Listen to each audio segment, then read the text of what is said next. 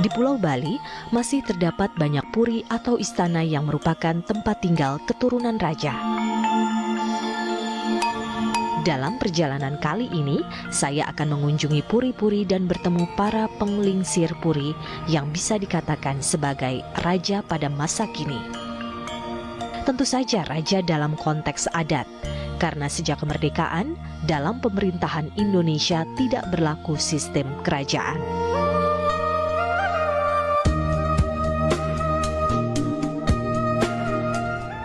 Dan sekarang saya berlabuh di Semarapura, ibu kota Kabupaten Klungkung.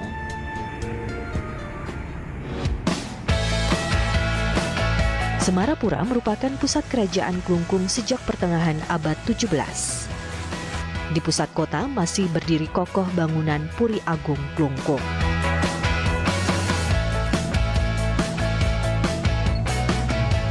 Saya bertemu langsung Ida Dalem Semaraputra selaku raja atau pemucuk Puri Agung Klungkung. Ia diabiseka ratu atau dilantik sebagai raja tahun 2010. Mantan pejabat Kementerian Perhubungan ini juga menjadi ketua Paiketan atau Ikatan Puri-Puri Sebali. Kerajaan Klungkung memiliki pertalian langsung dengan Kerajaan Majapahit dan merupakan cikal bakal kerajaan-kerajaan lain di seluruh Bali. Sebenarnya sejarah mengenai Klungkung itu tuh gimana sih? Dimulai dari zamannya Patih Gajah Mada. Gajah Mada mengirim ekspedisi ke Majapahit, kemudian dengan segala cara kemudian dapat menundukkan Bali. Kemudian Raja Majapahit mengutus leluhur saya. Beliau bernama Dalem Sri Aji Kresna Kepakisan. Beliau diutus kemari untuk mewakili Majapahit di Bali. Pertama kali beliau datang dengan rombongan membuat istana di Samprangan.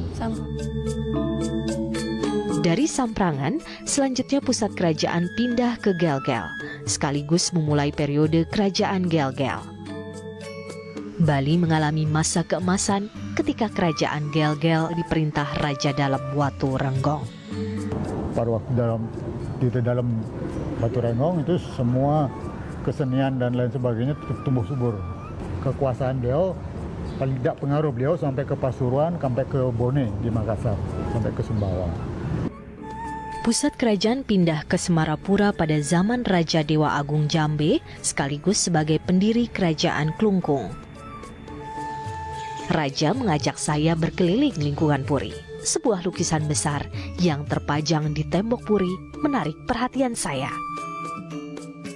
Ya inilah tuh kalau yang buat saya gitu yang menarik perhatian dari lukisan ini adalah banyaknya bendera Belanda di situ ya kalau bisa kita lihat, dan ada sosok wanita di sini itu kalau bisa dijelaskan Iya. siapa? Betul Mbak Nisa. Jadi itu mengenai perang di Kusambe yang bernama Perang Kusambe. Perang Kusambe. Yang terjadi sekitar tahun 1849. Belanda korbannya cukup besar. Tadi seorang jenderal itu terbunuh. Oleh karena strateginya dari beliau yang bernama Ide Agung Istrikanya. Jadi raja dan pelaksana tugas raja sehari-hari. Oleh karena itu kami mencoba untuk mengusulkan beliau sebagai pahlawan nasional. Di sudut bagian depan puri tergantung alat komunikasi tradisional berupa kentongan besar yang disebut kulkul. Kalau saya dengar di Puri Klungkung ini itu ada salah satu kulkul ya. Kulkul itu terkenal bahwa pada saat peristiwa bom Bali, kulkul itu bunyi sendiri ya. Memang terjadi luar nalar gitu, beberapa kali terjadi, termasuk pada waktu akan terjadi bom Bali itu masyarakat mendengar beliau berbunyi. Bunyi. Ya. Masyarakat juga bertanya, ada apa ini? Udah berapa lama timbul bom Bali? Bom Bali. Ya. Nah, sehingga ya kami keramatkan lah gitu. Keramatkan. Sebelum menempati puri yang sekarang, Raja terdahulu bersinggah-sana di Puri Semarajaya. Letaknya di seberang Jalan Puri Agung Klungkung saat ini. Namun Puri Semarajaya dihancurkan Belanda pasca Perang Puputan Klungkung. Di belakang ini dulu komplek perumahan rumahnya raja. Perjuangan paling heroik melawan Belanda terjadi saat Perang Puputan Klungkung tahun 1908. Sosok dalam foto ini adalah Dewa Agung Jambe, raja yang gagah berani berperang sampai titik darah penghabisan. Raja gugur bersama keluarga dan pengikutnya, termasuk perempuan dan anak-anak, demi harga diri dan kehormatan. Di kawasan Puri ini masih tersisa peninggalan bersejarah berupa bangunan Balai Kambang dan Balai Kertagosa. Balai Kambang berarti bangunan mengapung karena dikelilingi kolam air. Dulunya di sini memang dijadikan tempat rapat bagi raja-raja di seluruh Bali. Pada dinding langit itu terlihat beberapa lukisan kamasan ya, yang itu memang menjadi ciri khas dari kerajaan Klungkung itu. Jadi, kalau mau melihat bagaimana lukisan ini dibuat ya seperti ini. Lukisan kamasan berupa lukisan tradisional wayang klasik Bali khas dari desa Kamasan Klungkung.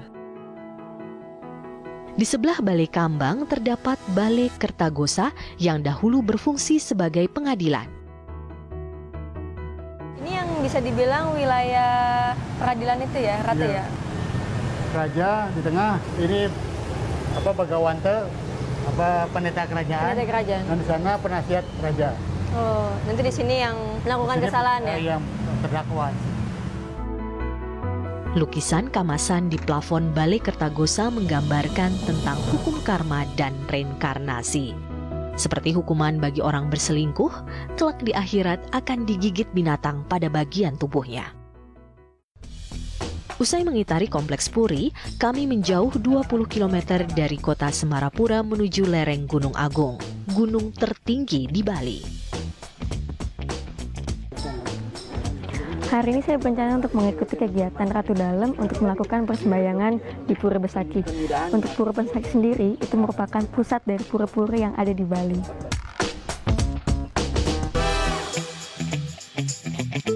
Memang kalau menuju ke Pura Besaki itu ada beberapa anak tangga yang memang harus kita lalui. Saya mau ngitung, ini kira-kira ada berapa anak tangga.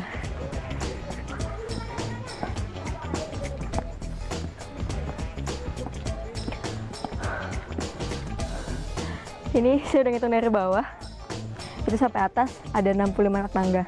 Dan kalau menurut saya, kalau memang orang yang ingin melakukan persembahyangan di sini, selain sehat rohani, sehat juga jasmaninya.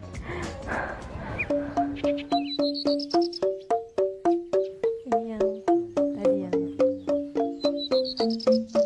Ratu, ini kita sudah ada di Pura Besaki ya. Tempat atau pusatnya persembahyangan di Bali. Untuk masyarakat Bali. Jadi semua leluhur orang yang ada di Bali itu ada di sini gitu. Ada di sini. Ya. Sehingga pada waktu di sini ada upacara, hampir seluruh Bali pasti datang kemari. Ini adalah tempat untuk menghormati leluhur kami. Beliau Ida Dalem Sri Haji Kresna Kepakisan yang pertama kali mendapat mandat oleh Majapahit. Di sinilah yang undakannya paling tinggi ini ya. Tingkat 11 itu. Kalau dalam Batu Renggong di sini. Grahakam Om Dewa Dewi Maha Siddhi Yadnanga Nirmalatmaka Laksmi Siddhiska Dirgayo